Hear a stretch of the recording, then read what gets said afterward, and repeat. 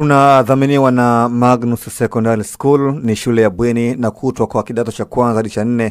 Ni shule bora yenye mazingira tulivu ya kujisomea. Habari njema kwa sasa ni kwamba Magnus wanatoa ufadhili wa ada ya masomo. Ni vizuri ama ni vema mzazi ukampeleka mtoto wako Magnus Secondary.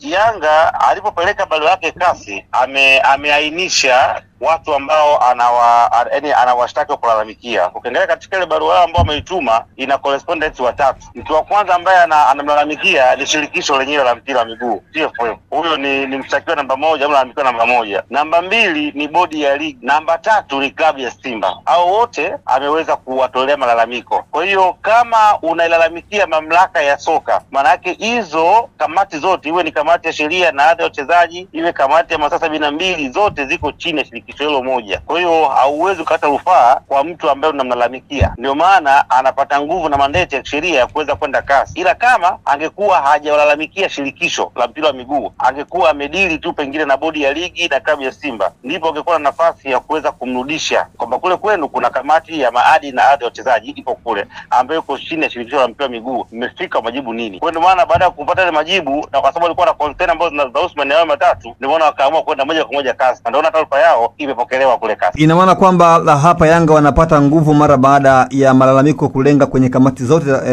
kamati zote za TFF. Yes, of course, nguvu inakuja baada ya kuwa tayari wamewashitaki wote watatu, kuanzia shirikisho, bodi ya ligi na klabu ya Simba ambaye ndio mshtakiwa namba 3 au mlalamikiwa namba 3. Kwa hiyo ukishafanya vile, maana yake tayari inakuwa inakupa nguvu kwamba tayari mamlaka ya mpira nchi husika ilishashindwa na tayari imeonyesha kwamba walikuwa hawana imani. Ndio maana wameenda kufuata ile haki. Kwa sababu kama ungesema maana kwa barua walijibiwa, bodi ya ligi ile barua iliweza kuwajibu. Hasa kama umejibu klabu alafu bado klabu ina shida na shirikisho, hata ukisema uende kwenye kamati ya sheria na hadhi ya wachezaji, maana ni kitu kile kile. Lakini pia kwa kauli ambayo alikuwa ameizungumza rais wa shirikisho ilitosha moja kwa moja kwa kufanya wao waweze kwenda mbele, sababu ilikuwa imetoa msimamo wa shirikisho, kwa sababu malalamiko ya Yanga ilikuwa ni dhidi ya bodi ya ligi. Alipokuja rais na kuhojiwa, ikawa anazungumza, na anapozungumza yule azungumzi kama Wallace Karia, anazungumza kama mwenye taasisi na alitoa msimamo wake moja kwa moja. Kwa hiyo maana yake chochote ambacho kipo chini yake akiwezi kutenda haki juu hilo swala. Sasa naona kaamua baada ya kupokea na kwanza kwenda mbele. Lakini kuna taarifa kwamba kwenye kanuni za TFF kupitia kamati zake haupaswi kwenda mbele pasipo kupitia kwenye kamati husika, kamati ya kwanza, kamati ya pili na kamati ambayo inafuatia na hadi kamati ya mwisho ya maamuzi. Kwa nini moja kwa moja Africans wamekwenda huko bila kupita kwenye hizi kamati, ingawa kwamba wanaamini kwamba hazitendi haki? Swala lako zuri. Jambo la msingi ambalo litakufanya utoke mahakama moja kwenda mahakama nyingine au kumkataa hakimu mmoja hakimu mwingine, lazima uwe na sababu za msingi. Kwa hiyo sababu ya msingi ya kwanza ni kutokana na kuwa na malalamiko ya msingi. Kama nilivyokuambia, hoja ni kwamba tayari kuna malalamiko ya msingi. Sasa unapokuwa na malalamiko ya msingi dhidi ya shirikisho ambalo ndio linaoni kamati zote, maana yake huwezi kupata haki katika mtu ambaye unamlalamikia. Kwa hiyo cha msingi ni kuandika yale malalamiko yako na vile vipengele, ili kasi waweze kupima kwa vipengele hivi vinajaa au havijai. Kwa malalamiko haya yanajaa au hayajai. Wakiona yanajaa na yanahusu mpira, wanasikiliza. Kwa hiyo kabla hawajasikiliza lazima wapitie, waweze kuona zile concern zako wewe ni za namna gani, zimelenga maeneo gani. Hiyo ndio swala la kubwa la msingi. Lakini katika utaratibu wa kawaida kweli niliwapasa wapite kwenye kamati. Kama hizo kamati zinakwenda katika misingi ya haki na mnaziamini, ndio utaanzia kamati moja, kamati ya pili, kamati ya tatu. Ukiona kote haujalizika, ndio unafile unapeleka kasi. Lakini kama shirikisho lenyewe uliamini, unakwenda na hoja zako na unapokea. Ndio maana wamepeleka konsaini, wakatumiwa, wamelipiwa na konsaini imepokelewa na tayari inaanza kufanywa kazi na tayari ushapangiwa mpaka mtu kusikiliza. Maana yake tayari wamemiti vigezo vya kuweza kusikilizwa. Kwamba una taarifa kwamba Young Africans wamewasilisha huko kasi na tayari ashapangiwa mtu wa kusikiliza hilo shauri? Very sure. Hilo anachaka. Okay, na kwa mujibu wa mwenyekiti wa bodi ya ligi Steven Mguto amezungumza kwamba wao bado hawajatoa maamuzi kamili. Yaani maamuzi kamili ya bodi ya ligi hajawekwa hadharani kuhusiana na jambo hilo. Nafikiri Mguto alichokizungumza ni kitu ambacho wakati mwingine kinatia shaka, kwa sababu ujue hili jambo wanataka waliweka katika scenario 2 au 3. Sawa, yani wanataka watofautishe kati ya kumpa Yanga alama 3 na kutoa maamuzi juu ya mchezo husika, wakati vitu vyote vinaendana. Yaani ukimsoma ukimsikiliza anasema bado hawajafikia maamuzi ya mwisho. Anapozungumzia maamuzi ya mwisho, yeye anazungumzia kuhusu mchezo husika, kama utarudiwa na utarudiwa lini na kwa wakati gani. Lakini concern ya Yanga ambayo wao wako nayo ni kudai alama 3, kwa maana kwamba mchezo namba 184 tayari wao wameshaumaliza. Kwa hiyo hakuna concern nyingine ambayo Yanga wanahitaji hapo, kitu ambacho kinakwenda tofauti na malengo na matakwa ya shirikisho. Yaani wao, na ndio kaangalia hata kwenye barua ambao wamejibu Yanga, ni kwamba hawawezi kuwapatia alama 3, na wakatoa sababu zao 12 za kutowapa Yanga alama 3. Sio, unanifahamu sio hapo? Kwa hiyo wao bado wanazungumzia kwamba hawajamaliza, wakitaka kutengeneza zile hoja zao za msingi ambazo walizungumza, uwezekano kuona viashiria vya vurugu, si mambo ya rushwa ambayo yalipelekea kuahirisha mchezo, ili baadaye wapate uhalali wa kuweza kutangaza siku nyingine ya mchezo, kitu ambacho Yanga ndio wanapingana nacho. Kwa hiyo yeye amezungumza, kwa maana kwanza amekosa majibu, kwa sababu hiyo kingali issue hata kwa haraka tukisoma uiangalie, kulikuwa kuna ugumu gani wa kuchukua wiki 2 wiki 3 kama elimu na kanuni. Hizi kanuni ziko wazi. Kanuni inazungumzika tu kwamba tumelisha mchezo wa Simba ni halali kwa sababu ya kanuni namba hii na hii na hii unasoma. Na Simba alikuwa yuko halali kwa kanuni hii na hii anasoma. Na Yanga hawakuwa halali kwa kanuni hii na hii unasoma. Unaweka wazi. Hasa kama kanuni zipo na zimeongea wazi, wao wanapata wapi kikugumizi cha mpaka leo kutoa taarifa? Hilo swala msingi. Mpaka leo hii wanapata wapi kikugumizi? Je, hawana kanuni? Je, kanuni zao zungumzi? Kwa hiyo utaona kwamba walichokifanya kilikuwa ni kinyume na kanuni. Mbona ikitokea issue za kadi nyekundu na vitu vingine, mbona suni wanatoa majibu? Kwa sababu ziko wazi kwenye kanuni. Ziko wazi, yani mtu ambaye amekosea anapewa adhabu mechi 3, timu inakosea inapigwa faini labda milioni 5. Tumekuwa tukiona hasa hili jambo ambalo linalalamikiwa na limeenda kanuni, kwa nini mpaka leo? Sawa, na fununu ambazo umezipata kwa Young Africans, CAS umekwenda kuhitaji nini katika malalamiko yao?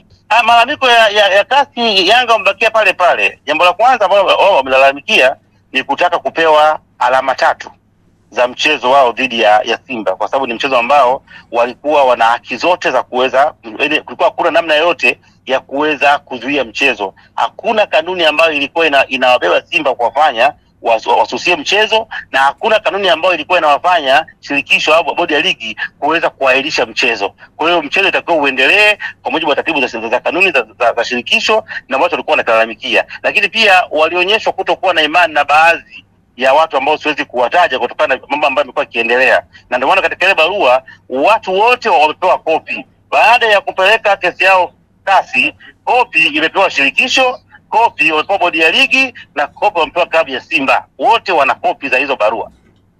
Okay, kwa kanuni za mpira wa miguu, kanuni za soka, unadhani Young Africans itakuwa rahisi kupewa alama 3 kwa sababu taratibu za kupewa alama 3 kuna misingi pia inapaswa ifanyike, na tukiangalia ile mechi ya dabi ya Kariakoo kuna vipengele havikufanyika, ikiwemo waamuzi kufika uwanjani, pia ukaguzi pia huo mchezo. Nafikiri hapo ndio watu wengi ambao wanatakiwa wapate elimu na kuweza kuelewa.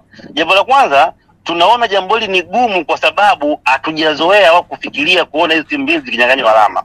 Yaani tunaishi katika mazingira ambayo kwamba ni timu ambazo siku zote ziko juu, siku zote ni timu ambazo haitakaitokea. Yaani hamna mtu ambaye itamuingia akilini kujua kwamba kuna siku Yanga itashuka daraja au Simba itashuka daraja. Kwa hiyo ukimpa mtu hiyo scenario lazima ai-complicate, si kwa maana ya sheria zilizopo, ana complicate kwa mazingira ya kawaida kwamba inawezekanaje yani leo hii mtu akanyang'anywa point 3.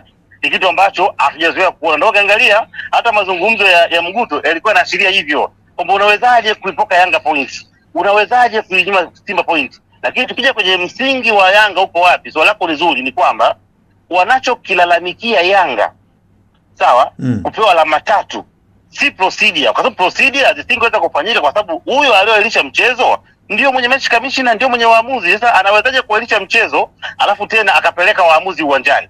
Kile ambacho kilikuwa kiwezekani kwa sababu issue yeye ndiye ameahirisha mchezo.